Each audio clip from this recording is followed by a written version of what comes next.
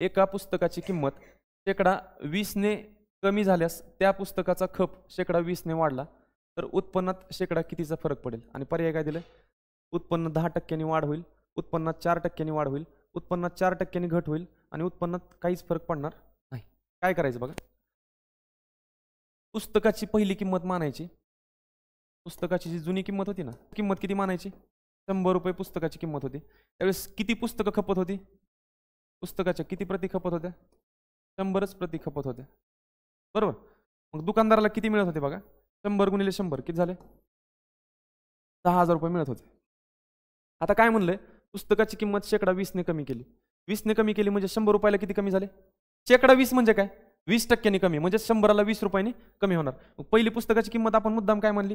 100 मानली. 100ला 20 कमी होणार म्हणजे नवीन किंमत किती झाली? 80 रुपये. त्यावेळेस पुस्तकाचा खप कितीने वाढला? -20 ने वाढला. म्हणजे 100 प्रति जर पहिल्यांदा खपत असतील तर 100ला किती? 20 न वाढणार. म्हणजेच आता किती पुस्तकं खपणार?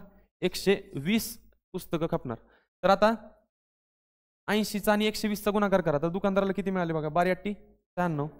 96 वरती 2 शून्य, 9,600 रुपये मिळाले. पहिले मिळत होते 10,000 रुपये, आता किती मिळतात?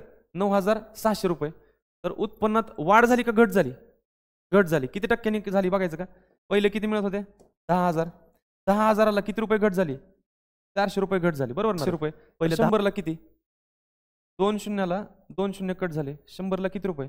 4 रुपये कमी मिळतात. म्हणजेच उत्पन्नात 4% घट झाली. पर्याय क्रमांक 3.